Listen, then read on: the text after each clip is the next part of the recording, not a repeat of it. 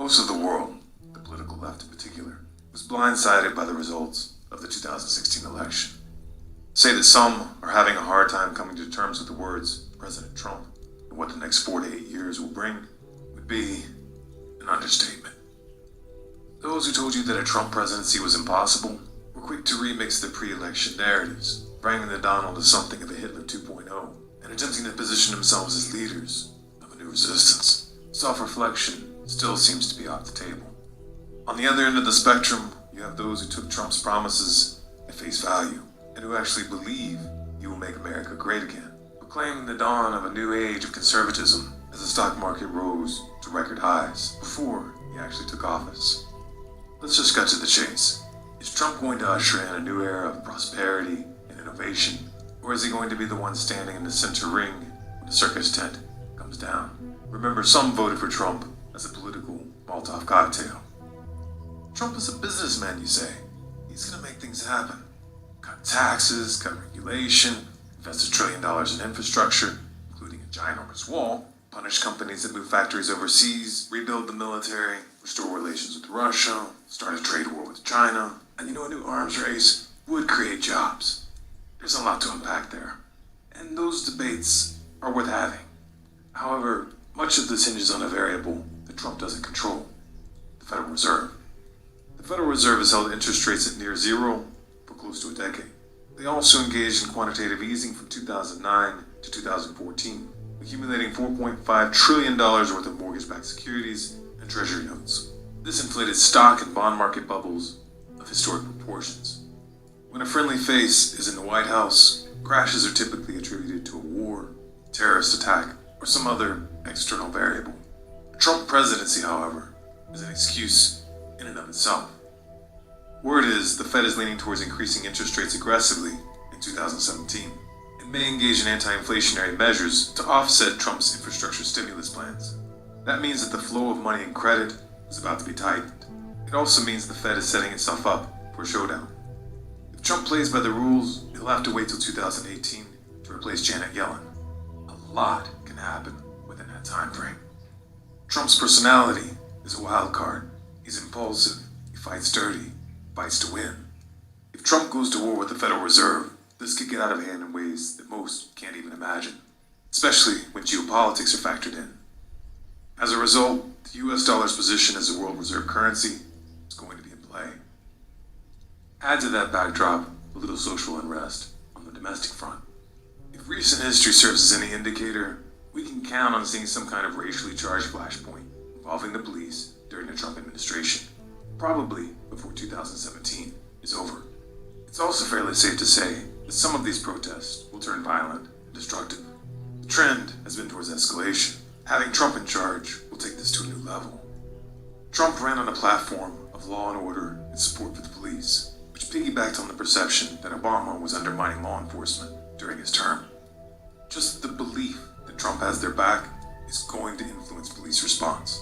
They're going to be more confident, more aggressive, and if Trump offers even so much as a word of encouragement, they will go into full crackdown mode, which would of course throw gasoline on a fire. These tensions have the potential of spinning out of control, especially in the context of an economic downturn. And again, Trump's personality is a wild card. Trump is also about to inherit, thanks to Obama and Bush, the most extensive and technologically advanced surveillance apparatus the world has ever seen. The power to order extrajudicial assassinations anywhere in the world, and a military which has been authorized by the NDAA to detain anyone, anywhere, including US citizens, indefinitely without trial. To top it off, Trump is filling his administration with former generals, some with combat and counterinsurgency experience. He has everything he needs to implement a full-fledged military dictatorship, and the left has no one to blame but themselves. Trump did not, however, start off on a good foot with the alphabet soup agencies. He has an enemy contingent in the deep state which wants to take him down and has the means to do it. Replacing upper management won't be enough to neutralize this threat. These agencies have black budgets and off-the-book programs that defy accountability, and lots of experience toppling upstart regimes. Failure to rein them in could be fatal. The most important trap, however, will be on the geopolitical front. Years of backing Sunni jihadists in Syria failed to unseat Assad, and Trump has vowed to reverse U.S. policy. Israel was openly supporting the Sunni axis. They wanted a full frontal regime change in both Syria and Iran for many years, but the Obama administration tied their hands. Then Russia stepped in, tipped the balance, and the Shiite crescent not only survived, but grew stronger. The Israeli-Sunni axis needs another path to war, so they're changing tack. On January 13th, 2017, just 7 days from the inauguration, Israel bombed a Syrian government airport. This provides a glimpse of the years to come. Israel's strategy is simple: provoke Syria and/or Iran until one of them retaliates, which would of course provide cover to take territory. Turkey is likely to make another move in Iraq and/or Syria as well, while the Saudis continue bombing Yemen to rubble. Israel feels confident that Trump will defend them at all cost. Indeed, he's given this impression, but will he take the bait? Here, Russia is a wild card. What happens if Russia moves quickly to provide Syria and Iran with the means of defending themselves? What happens when Putin and Netanyahu are competing for Trump's ear? With all the other variables in play, will Trump even have the means to influence the outcome in this region? Expect alliances in the Middle East to shift rapidly during the Trump years, with unexpected consequences. In particular, watch for a play on oil that undermines the petrodollar. Making America great again was never on the menu. Trump wasn't supposed to win.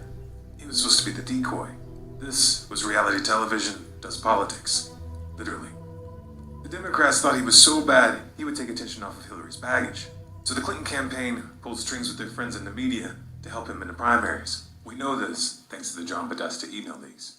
The DNC and their corporate media lackeys then worked to marginalize the Bernie Sanders campaign and used a secret agreement backed by leverage to prevent him from attacking Clinton. This was confirmed by the DNC email leaks. Oops. You can't unthrow a Molotov cocktail. So get your popcorn and buckle up or leave the United States if you were planning to. The show is about to begin.